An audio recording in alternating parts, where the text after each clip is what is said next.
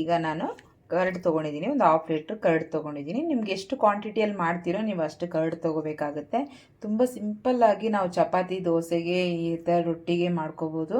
ತುಂಬ ಚೆನ್ನಾಗಿರುತ್ತೆ. ತುಂಬ ಕಮ್ಮಿ ಇಂಗ್ರೀಡಿಯೆಂಟ್ಸಲ್ಲಿ ಒಂದು ಗ್ರೇವಿ ಥರ ಮೊಸರು ಗೊಜ್ಜು ಅಂತ ಮಾಡ್ತಾಯಿದ್ದೀನಿ. ತುಂಬ ಚೆನ್ನಾಗಿರುತ್ತೆ. ಒಂದ್ಸರಿ ಮಿಸ್ ಮಾಡದೆ ಟ್ರೈ ಮಾಡಿ. ಸೊ ಇವಾಗ ನಾನು ಇದನ್ನು ಮೊಸರನ್ನ ಸೈಡಿಗೆ ಇಟ್ಕೊಳ್ಳೋಣ. ಹಾಗೆ ನೋಡಿ, ನಾನು ಕ್ಯಾಪ್ಸಿಕಮ್ಮು ನೋಡಿ, ಒಂದೆರಡು ಕ್ಯಾಪ್ಸಿಕಮ್ಮು ಈ ರೀತಿ ಚಿಕ್ಕದಾಗಿ ಸ್ಲೈಸಾಗಿ ಕಟ್ ಮಾಡ್ಕೊಂಡಿದ್ದೀನಿ ನಾನು. ಹಾಗೆ ಆನಿಯನ್ಸ್ ಕೂಡ ಅಷ್ಟೇ ತುಂಬ ಚಿಕ್ಕದಾಗಿ ಈ ರೀತಿ ಕಟ್ ಮಾಡ್ಕೋಬೇಕು. ನೋಡ್ತಾ ಇದ್ದೀರಲ್ಲ, ಇದೇ ರೀತಿ ನಾವು ಚಿಕ್ಕದಾಗಿ ಸ್ಲೈಸಾಗಿ ಕಟ್ ಮಾಡ್ಕೋಬೇಕು. ತುಂಬ ಚಿಕ್ಕದಾಗಿರಬೇಕು. ಎಷ್ಟು ಸಾಧ್ಯ ಆಗುತ್ತೋ ಅಷ್ಟು ಚಿಕ್ಕದಾಗಿ ಕಟ್ ಮಾಡ್ಕೊಳ್ಳಿ. ಒಂದೆರಡು ಆನಿಯನ್ನು, ಒಂದೆರಡು ಕ್ಯಾಪ್ಸಿಕಮ್ ಕಟ್ ಮಾಡಿ ಇಟ್ಕೊಂಡಿದ್ದೀನಿ. ಸ್ಟವ್ನ ಆನ್ ಮಾಡಿಕೊಂಡು ನಾನು ಒಂದು ಪ್ಯಾನ್ ಇಟ್ಕೊಂಡಿದ್ದೀನಿ, ಒಂದು ಬಾಣಲೆನ. ಸೊ ಇದರಲ್ಲಿ ನಾವು ಒಂದು ಸ್ವಲ್ಪ ಕಡಲೆ ಬೀಜ ಹಾಕ್ಕೋಬೇಕು. ಸ್ವಲ್ಪ ಜಾಸ್ತಿ ಏನು ಬೇಡ, ಒಂದು 2-3 ಟೇಬಲ್ ಸ್ಪೂನ್ ಅಷ್ಟೇ, ಒಂದು ಅರ್ಧ ಹಿಡಿ ಅಷ್ಟಿದೆ. ಇದನ್ನು ಸ್ವಲ್ಪ ಹುರ್ಕೊಳ್ಳೋಣ. ಇದನ್ನು ಜಸ್ಟ್ ಸ್ವಲ್ಪ ಫ್ರೈ ಮಾಡಿಕೊಂಡು ತಗೊಳ್ಳೋಣ. ಈ ರೀತಿ ಒಂದ್ಸರಿ ಮಾಡ್ಕೊಳ್ಳಿ, ನೀವು ಯಾವಾಗಲೂ ಮಾಡೇ ಇರಲ್ಲ ಈ ರೀತಿ. ಒಂದ್ಸರಿ ಮಿಸ್ ಮಾಡಿದ್ರೆ ಟ್ರೈ ಮಾಡಿ ನೋಡಿ ಹೇಗಿದೆ ಅಂತ ಕಮೆಂಟ್ ಮಾಡಿ. ಹಾಗೆ ವಿಡಿಯೋ ಎಂಡ್ವರೆಗೂ ನೋಡಿ, ಸಪೋರ್ಟ್ ಮಾಡಿ. ವಿಡಿಯೋ ಸ್ಕಿಪ್ ಮಾಡದೆ ನೋಡಿ, ಯೂಸ್ಫುಲ್ ಆಗುತ್ತೆ. ನೀವು ಸ್ಕಿಪ್ ಮಾಡ್ಕೊಂಡು ನೋಡಿದ್ರೆ ಮಿಸ್ ಆಗ್ತೀರಾ ವಿಡಿಯೋಗಳನ್ನ. ಈಗ ಇಷ್ಟ ಆದರೆ ಸಾಕು, ತೆಕ್ಕೊಂಬಿಡೋಣ. ನೋಡಿ, ನಾನು ಪ್ಲೇಟಲ್ಲಿ ಹಾಕ್ಕೊಂಡಿದ್ದೀನಿ. ಇದನ್ನು ಮೇಲೆ ಸ್ವಲ್ಪ ಸಿಪ್ಪೆ ತೆಗೆದುಬಿಟ್ಟು ನಾವು ಸ್ವಲ್ಪ ಪುಡಿ ಮಾಡ್ಕೋಬೇಕು ಲೈಟಾಗಿ. ಈಗ ಒಂದು ಪುಟಾಣಿ ತೊಗೊಂಡು ನಾನು ಇಲ್ಲಿ ಶೇಂಗಾ ಬೀಜನ ಇದರಲ್ಲಿ ಹಾಕ್ಕೊಂಡು ಕುಟ್ಕೋತಾ ಇದ್ದೀನಿ. ಸ್ವಲ್ಪ ಜಸ್ಟ್ ಪುಡಿ ಆಗಬೇಕಷ್ಟೇ.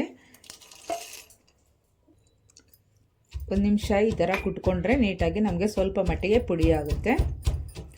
ತುಂಬ ಜಾಸ್ತಿ ಪುಡಿ ಆಗೋದು ಬೇಡ. ನೋಡಿ, ಈಗ ಆಗಿದೆ. ನಾನು ಇದರಲ್ಲಿ ಹಾಕ್ಕೊಂಡು ತೋರಿಸ್ತೀನಿ ಎಷ್ಟಾಗಿದೆ ಅಂತ, ಯಾವ ಥರ ಆಗಿದೆ ಅಂತ. ನೋಡಿ, ಇಷ್ಟ ಆಗಿರಬೇಕು. ಇಷ್ಟಿದ್ರೆ ಸಾಕಾಗುತ್ತೆ. ಈಗ ಇದೇ ಪ್ಲೇಟ್ಗೆ ನಾವು ನೋಡಿ, ಇದೇ ಹೆಚ್ಕೊಂಡು ಇಟ್ಕೊಂಡಿದ್ದೀವಲ್ಲ, ಇದೇ ಪ್ಲೇಟ್ಗೆ ನಾವು ಇಲ್ಲಿ ಪುಡಿ ಮಾಡಿ ಇಟ್ಕೊಂಡಿರೋ ಕಡಲೆ ಬೀಜನ ಸೇರಿಸ್ಕೊಂಬಿಡೋಣ. ಹಾಗೆ ಇದಕ್ಕೇ ನೋಡಿ, ಚಿಕ್ಕದಾಗಿ ಹೆಚ್ಕೊಂಡಿರೋ ಅಂಥ ಗ್ರೀನ್ ಚಿಲ್ಲಿ ನೋಡಿಕೊಂಡು ಸೇರಿಸ್ಕೊಳ್ಳಿ, ನಿಮ್ಮ ಖಾರಕ್ಕೆ ಎಷ್ಟು ಬೇಕೋ ಅಷ್ಟು. ಈಗ ಇದಕ್ಕೇ ನಾವು ಸ್ವಲ್ಪ ರೆಡ್ ಚಿಲ್ಲಿ ಪೌಡರ್ನ ಸೇರಿಸ್ಕೊಳ್ಳೋಣ. ಜಾಸ್ತಿ ಏನು ಬೇಡ, ಸ್ವಲ್ಪ ಮಾತ್ರ, ಒಂದು ಅರ್ಧ ಟೇಬಲ್ ಸ್ಪೂನ್ ಅಷ್ಟು. ಹಾಗೆ ಇದಕ್ಕೆ ಸ್ವಲ್ಪ ನಾವು ಸಾಲ್ಟ್ ಸೇರಿಸ್ಕೊಳ್ಳೋಣ. ಹಾಗೆ ಒಂದು ಅರ್ಧ ಟೇಬಲ್ ಸ್ಪೂನ್ ಗರಂ ಮಸಾಲ. ಹಾಗೆ ಇದಕ್ಕೆ ಒಂದು ಟೇಬಲ್ ಸ್ಪೂನಷ್ಟು ಆಯಿಲ್ ಸೇರಿಸ್ಕೊಂಡು ಸ್ವಲ್ಪ ಮಿಕ್ಸ್ ಮಾಡ್ಕೊಳ್ಳೋಣ. ಈ ರೀತಿ ಎಲ್ಲದು ಸ್ವಲ್ಪ ಆನಿಯನ್ಸು ನೀಟಾಗಿ ಬಿಡಿಸ್ಕೊಳ್ಳಿ. ಕಟ್ ಮಾಡಿದಾಗೆಲ್ಲ ಲೇಯರ್ ಇರುತ್ತಲ್ವ, ಸ್ವಲ್ಪ ನಾವು ಈ ಥರ ಸ್ವಲ್ಪ ಕ್ರಷ್ ಮಾಡಿದ್ರೆ ಸ್ವಲ್ಪ ಮ್ಯಾಶ್ ಆದಂಗೆ ಆಗುತ್ತೆ. ಸ್ವಲ್ಪ ಎಲ್ಲ ಸಪ್ರೇಟಾಗಿ ಆಗುತ್ತೆ ಈ ರೀತಿ. ಈಗ ನೋಡಿ, ಎಲ್ಲ ಮಿಕ್ಸ್ ಮಾಡಿ ಈ ರೀತಿ ಇಟ್ಕೊಂಡಿದ್ದೀನಿ. ಈಗ ಮತ್ತೆ ಅದೇ ಬಾಣಲೆನೇ ಮತ್ತೆ ಇಟ್ಕೊಂಡಿದ್ದೀನಿ, ಬಿಸಿ ಆಗಲಿ ಅಂತ. ಸ್ವಲ್ಪ ಬಿಸಿ ಆಗಲಿ. ಈಗ ಸ್ವಲ್ಪ ಆಯಿಲ್ನ ಸೇರಿಸ್ಕೊಳ್ಳೋಣ. ಈಗ ಸ್ವಲ್ಪ ಬಿಸಿ ಆಗಿದೆ ಆಯಿಲು. ಈಗ ನಾನು ಸ್ವಲ್ಪ ಜೀರಿಗೆ ಹಾಕ್ತಾಯಿದ್ದೀನಿ. ಈಗ ಜೀರಿಗೆ ಬಿಸಿ ಆಗಿದೆ ಸ್ವಲ್ಪ. ನೋಡಿ, ಈಗ ಬೆಳ್ಳುಳ್ಳಿ ಈ ರೀತಿ ಚಿಕ್ಕದಾಗಿ ಹೆಚ್ಕೋಬೇಕು. ಈ ರೀತಿ ಸ್ಲೈಸ್ ಸ್ಮಾಲಾಗಿ ಕಟ್ ಮಾಡಿಕೊಂಡು ಅದನ್ನು ಕೂಡ ಸೇರಿಸ್ಕೊಳ್ಳೋಣ. ಈಗ ಸ್ವಲ್ಪ ಫ್ರೈ ಮಾಡ್ಕೊಳ್ಳೋಣ. ಸ್ವಲ್ಪ ಕಲರ್ ಚೇಂಜ್ ಆದ ತಕ್ಷಣ ಬೆಳ್ಳುಳ್ಳಿ ನಮಗೆ ಈಗ ನಾವು ಮಿಕ್ಸ್ ಮಾಡಿ ಇಟ್ಕೊಂಡಿರೋ ಇದನ್ನು ಸೇರಿಸ್ಕೊಳ್ಳೋಣ.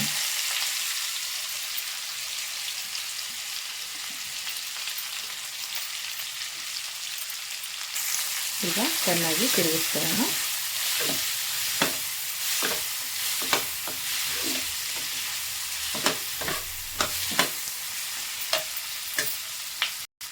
ಹಾಗೆ ಇದಕ್ಕೆ ಅರಿಶಿನ ಪುಡಿ ಸ್ವಲ್ಪ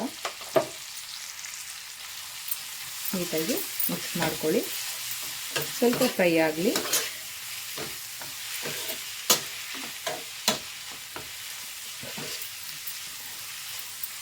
ಯಾರೆಲ್ಲ ನಮ್ಮ ವಿಡಿಯೋನ ಸಬ್ಸ್ಕ್ರೈಬ್ ಮಾಡದೆ ನೋಡ್ತಾ ಇದ್ರೆ ಪ್ಲೀಸ್ ಸಬ್ಸ್ಕ್ರೈಬ್ ಮಾಡ್ಕೊಳ್ಳಿ. ಹಾಗೆ ಒಂದು ಲೈಕ್ ಮಾಡಿ, ಶೇರ್ ಮಾಡಿ, ಕಮೆಂಟ್ ಮಾಡಿ.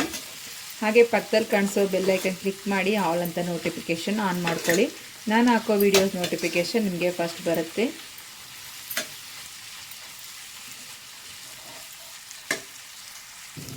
ಈಗ ನಮಗೆ ಒಂದು ಅರ್ಧ ಅಷ್ಟು ಬೆಂದಿದೆ. ಈಗ ನಾವು ಸ್ವಲ್ಪ ಇದಕ್ಕೆ ಸಾಲ್ಟ್ ಹಾಕ್ಕೊಳ್ಳೋಣ. ಆವಾಗಲೇ ಸ್ವಲ್ಪ ಹಾಕ್ಕೊಂಡಿದ್ವಲ್ಲ, ಸೊ ಇವಾಗ ನಾವು ಇನ್ನೊಂದು ಸ್ವಲ್ಪ ಹಾಕ್ಕೊಳ್ಳೋಣ. ಯಾಕೆಂದರೆ ಕರ್ಡೆಲ್ಲ ಸೇರಿಸ್ತೀವಲ್ಲ, ಸಾಲ್ಟು ಕಮ್ಮಿ ಆಗಿಬಿಡುತ್ತೆ. ಹಾಗೆ ನಮಗೆ ಆನಿಯನ್ ಕೂಡ ಚೆನ್ನಾಗಿ ಫ್ರೈ ಆಗುತ್ತೆ. ವೆಜಿಟೇಬಲ್ಸ್ ಹಾಕಿದ್ದೀವಲ್ಲ, ಕ್ಯಾಪ್ಸಿಕಮ್ ಇದೆಲ್ಲ ಚೆನ್ನಾಗಿ ಸ್ವಲ್ಪ ಸಾಲ್ಟ್ ಹಾಕೋದ್ರಿಂದ ಚೆನ್ನಾಗಿ ಸ್ವಲ್ಪ ಬೇಗ ಫಾಸ್ಟಾಗಿ ಕುಕ್ ಆಗುತ್ತೆ. ನೋಡಿ ಇಷ್ಟ ಆಗ್ತಾಯಿದೆ. ಈಗ 1 ಟೇಬಲ್ ಸ್ಪೂನಷ್ಟು ನಾನು ಕಡಲೆ ಹಿಟ್ಟು ಹಾಕ್ಕೋತಾ ಇದ್ದೀನಿ. ಚೆನ್ನಾಗಿ ಮಿಕ್ಸ್ ಮಾಡ್ಕೊಳ್ಳೋಣ.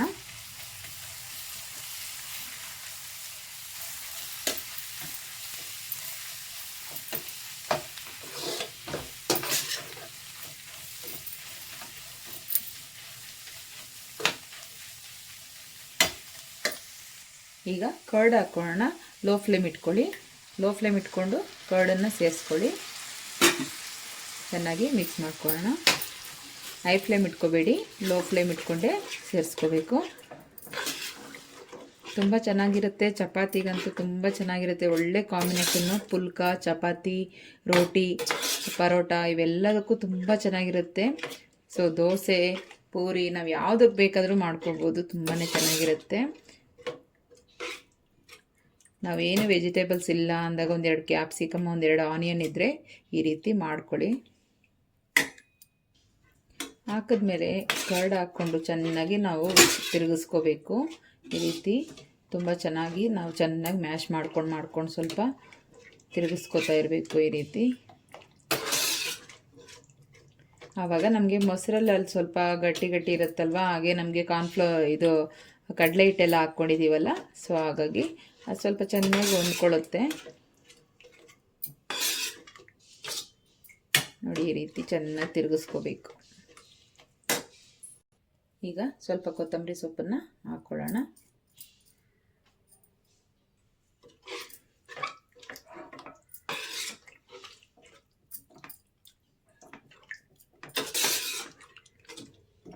ಮಧ್ಯಾಹ್ನ ಊಟಕ್ಕೆ ಒಂದ್ಸಲಿ ಈ ರೀತಿ ಮಾಡ್ಕೊಂಡು ನೋಡಿ. ಮಧ್ಯಾಹ್ನದ ಟೈಮಲ್ಲಿ ತುಂಬ ಚೆನ್ನಾಗಿರುತ್ತೆ. ಕರ್ಡಲ್ಲಿ ದಿನ ಒಂದೇ ರೀತಿ ಮಾಡಿರೋದೇ ರೊಟೀನ್ ಮಾಡ್ಕೊಂಡಿರ್ತೀವಿ ಮನೆಗಳಲ್ಲಿ. ಸೊ ಮಾಡಿರೋ ರೊಟೀನ್ ಮಾಡ್ಕೊಳ್ಳೋದು ಬಿಟ್ಟು ಈ ರೀತಿ ಏನಾದರೂ ಒಂದು ಡಿಫ್ರೆಂಟಾಗಿ ಟ್ರೈ ಮಾಡ್ತಾಯಿರಿ. ತುಂಬ ಚೆನ್ನಾಗಾಗುತ್ತೆ. ಇದು ಸೊ ರೆಡಿ ಆಯಿತು. ಇವಾಗ ಇದು ತೆಕ್ಕೊಂಬಿಡೋಣ.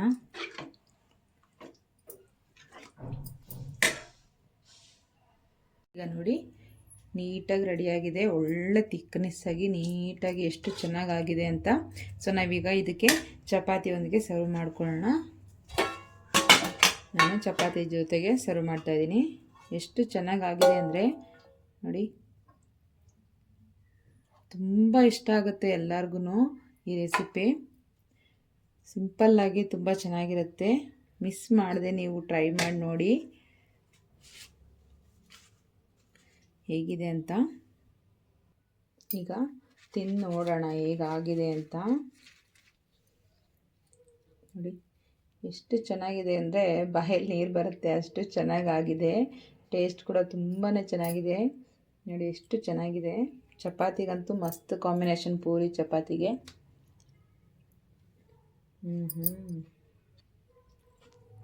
ಮಾತಲ್ಲಿ ಹೇಳೋದಲ್ಲ, ನೀವು ಮಾಡ್ಕೊಂಡು ನೋಡಿ.